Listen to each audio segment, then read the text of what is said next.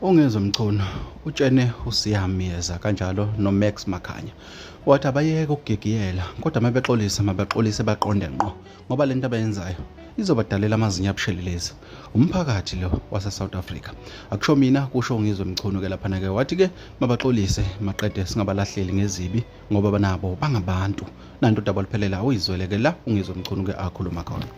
Lezi ezenziwe oMax kanye noMiyeza ngoba lawo bafana bobabili benza iphutho okufanele beqonde ngqo bengalokho bengingiza bechaza bexolise nje bethi siyaxolisa Ningizimu Afrika silingekile nathi sase singene ephutheni noma kwakumele bekhuzane kodwa bathe behamba uhambo bavuka ubukhotheni ngoba umuntu mayekhuliswe engakhulisekanga kahle kuyenzeka ubukhotheni kumfice ngendlela.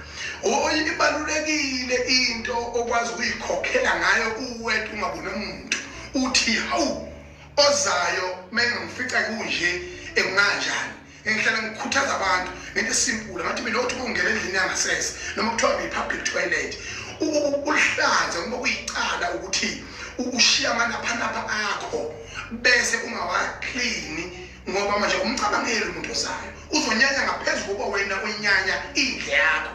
Ngakho-ke kubalulekile ukucabangelana singabantu. Ngakho-ke ayikho into ebaluleke njengokuthi bavume iphutha bona bengangingizi bazole bayihloniphe ngoba uMax siyamdinga umsangane nje umgodoye nje kodwa asikwazi ukuhlonza umuntu ngaphandle kwenyanga yenyongo njengenyongo yenyathi sesithi usonele ingunaphakade size simthole. Akwenziwa lokho kwelakithi lasakha khona ekhaya. Akwenziwa lokho ngoSiyamiyeza angazi uMiyeza nongumtshana kodwa insizwa enamagalelo amahle esiyidingayo. Ngakho-ke ngithi ke mina bamabe sebexolisile ngoba ngibonile ukuxolisa sangingiza abayiqophe bami futhi bayeke lokhu ukuthi bathi bona mangabe bethi bayaxolisa balibona iphutha labo abalenzileyo bese bona beshintsha ama-account abo beyowabhala inyongo ngoba leyo nyongo siyayawazi umphumela wayo. Sekuke kwaba khona isimo igameko esinjalo